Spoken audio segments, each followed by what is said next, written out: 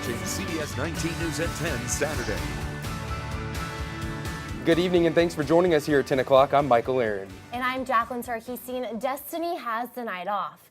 Tyler police are investigating the shooting death of a 74-year-old man in southeast Tyler. And they believe his wife pulled the trigger. CBS 19's Brett Vetter is live outside the home where the shooting happened, and he has the latest developments. Brett? Sure, let me bring you up to speed. Around 3 p.m. this afternoon, Tyler police responded to a call about a family disturbance here at this home behind me on the 2900 block of Meadowlark Lane. Upon arrival, officers found 74-year-old Richard Ivy dead from an apparent gunshot wound. His wife was taken back to the police department and questioned and later arrested, and she is booked in the Smith County Jail tonight. Officials aren't saying what may have led up to the alleged argument, but we will keep you posted on the latest developments. Just head to our website, cbs19.tv.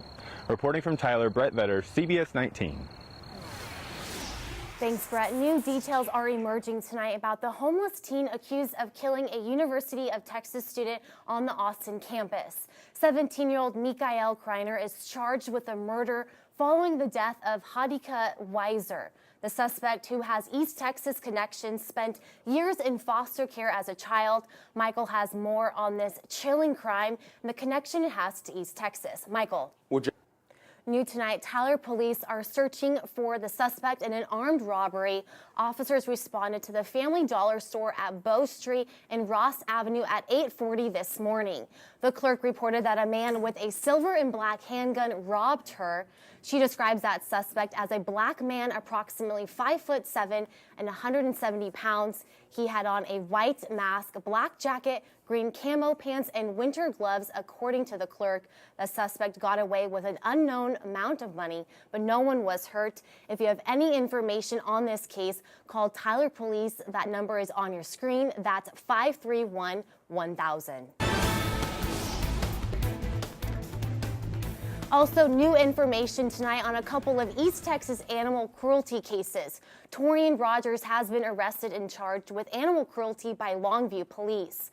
The arrest comes after a criminal investigation into deaths of 4 dogs. The discovery was made back in January on Maple Street between Young and Birdsong.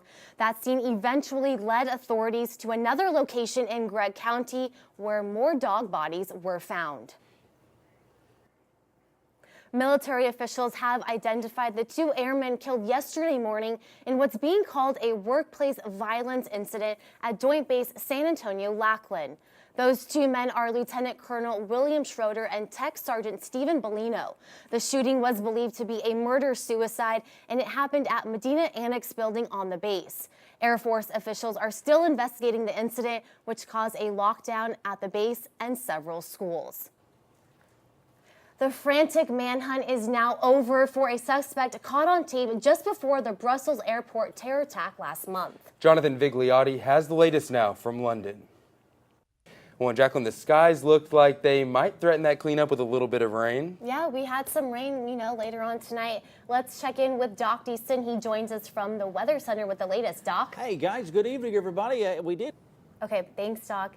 East Texas Marines tackled a serious subject with an unusual event today in Tyler. A little later in the show, we'll explain why many of them are wearing nothing but short shorts for their march through the Rose City.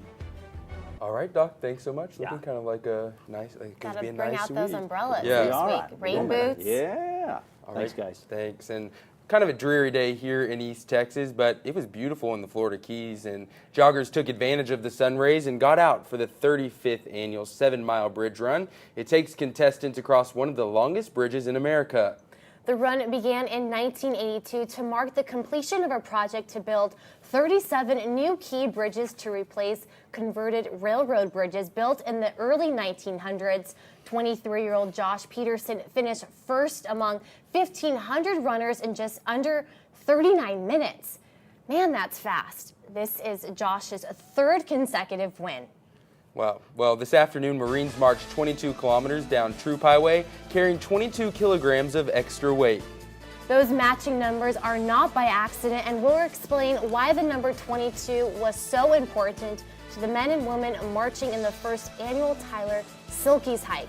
Plus, the latest from the campaign trail, CBS 19 has updates from both races as the candidates get ready for crucial votes in New York and Colorado.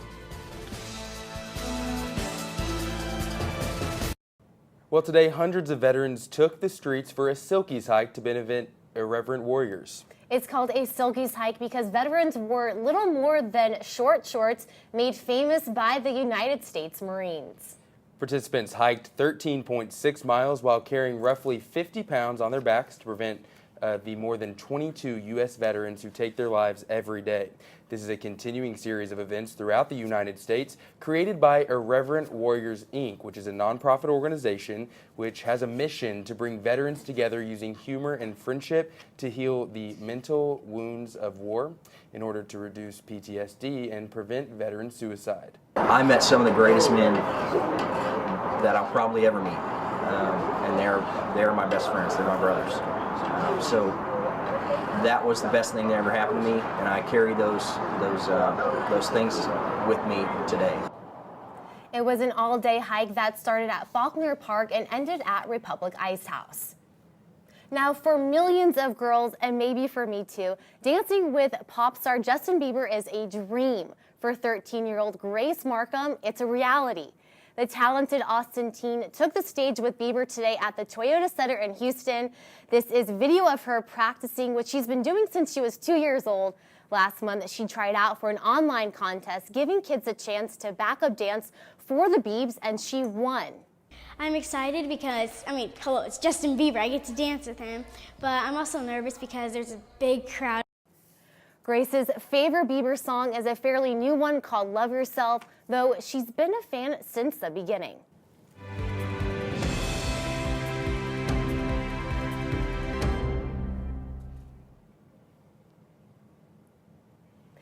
Bernie Sanders and Ted Cruz pick up wins in the West as the presidential candidates look towards New York primary on April 19th. Brian Webb reports on the latest from the campaign trail.